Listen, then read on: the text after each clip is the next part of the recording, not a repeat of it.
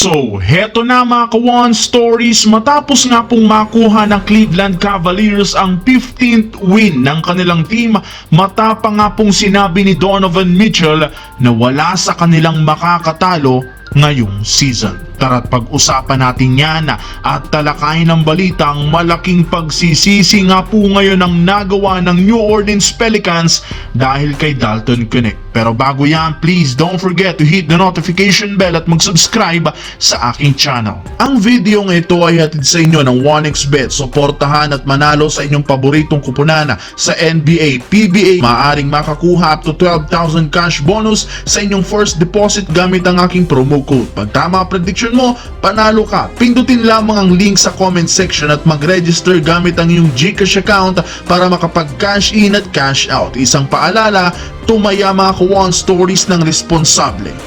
Nagawa nga po mga ka-One Stories ng Cleveland Cavaliers na ma-extend sa 15-0 ang kanilang record matapos nilang matalo ang Charlotte Hornets 128-114. Hindi nga nila dito kinailangan pa ang tulong ni Donovan Mitchell na pinagpahinga nga po ngayong araw dahil sapat na rin naman ang naging effort nito ng kanilang natitirang players na sina Darius Garland na kumuha ng 25 points, 12 assists, Ty Jerome 24.8 assists, Evan Mobley na nagtala ng 23 points, 11 rebounds, Jarrett Allen 21 points, 15 rebounds at si George Niang na gumawa ng 15 points.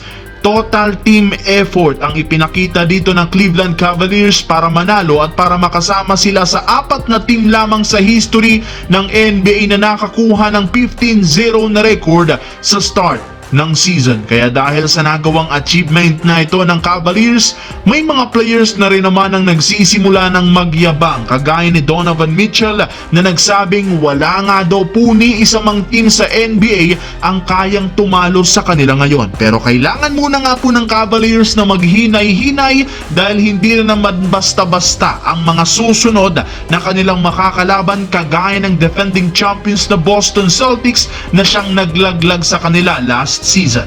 Hindi nila ito dapat malitin at baliwalain, gayong kapag ginawa nila yan, maaari nga pong maputol ang kanilang win streak. Samantala, napatunayan nga po ng Los Angeles Lakers na mas malalim na ngayon ang kanilang lineup kumpara last season dahil sa kabila ng pagkawala ng ilan sa mga key player, nagawa para naman nga po nilang magkaroon ng win streak salamat sa pag-step up ni Dalton Knecht na nagsilbi nga pong pangatlong superstar sunod kina LeBron at Davis. Sa katunayan, sa huling tatlong laro nag-average ito ng 20 points, 4 rebounds, 1 assist per game sa kanyang 63% sa field goal at 63% naman sa 3-point line. Kaya nararapat nga talaga na si Dalton Knecht ang maging Rookie of the Year. Mismong si LeBron na ang nagdepende at nagsabi na nakadepende silang dalawa ni Anthony Davis kay Knecht para mapataas ang energy sa nakalipas gamit ang kanyang shooting.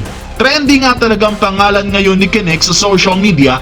May lumabas pa nga pong balita ngayon na maging ang front office ng New Orleans Pelicans nagsisisi sa hindi nila pagkuha kay Knecht sa nagdaang NBA draft. Kung inyo nga pong matatandaan, hawak nga sana ng Pelicans ang 17th overall pick ngayong taon matapos itong maging parte ng trade noon ni Anthony Davis. Ngunit nakapagdesisyon sila na isauli muna ito sa Lakers at kunin ang susunod na first round pick next year taong 2025.